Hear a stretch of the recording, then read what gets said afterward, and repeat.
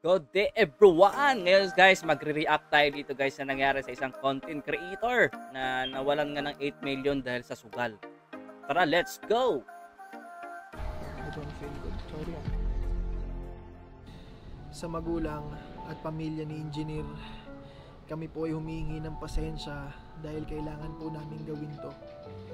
Last Sunday, nakipagkita yung pamilya ni Engineer sa amin, kasama yung lawyer niya, at nakiusap yung pamilya niya.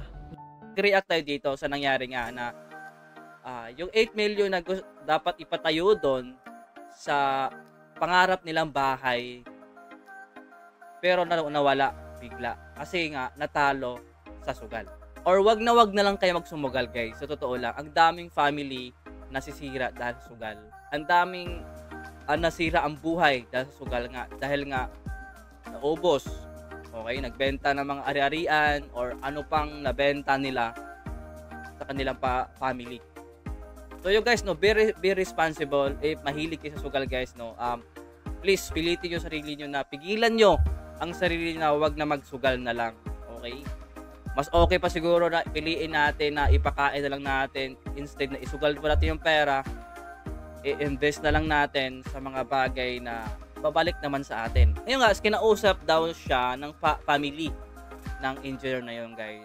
Sino bang, kahit naman sino, halimbawa meron akong pera na gusto ko ipatayo for my family para magkaroon kami ng sariling bahay. But sadly, nabalitaan mo na lang na natalo yung binigay mo sa sugal. Or hindi man sa sugal. Or something kinuha or tinakas. Okay, ganon. Hindi nagpakita. Nakakalungkot talaga yon na balita pag ganon. Kahit naman sino naman guys, 'di ba? 8 million po 'yan. Sa atin nga ang hirap na nga sa atin 500 pesos. Hirap na nga tayo guys makahanap nun.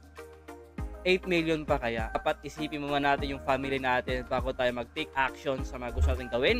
Dapat isipin mo natin yung future natin guys. Huwag tayo basta-basta pumasok sa isang sugal. Walang kasiguraduhan na babalik sa'yo yun at manalo kayo doon. Kasi sa sugal guys, casino or something na mga casino na yan guys. Pero kung walang-wala talaga kayo guys, kapos kayo sa pera, wag na lang guys, subukan. Ibili nyo na lang ng bigas. Ang dahil pa niyan at saka sardinas. Makakain pa yung family mo. Okay? So, yun po guys masasabi dito kay Sir Bon. Sir Bon, okay lang yan. Kaya natin yan. So, babalik din yan. Okay? Marami nagsabi dyan, mga basher dyan. Si Sir Bon is, scripted daw tong mga videos na ginawa niya. Okay? So, bakit pa siya maglalaan ng oras dyan para maganang ganyan?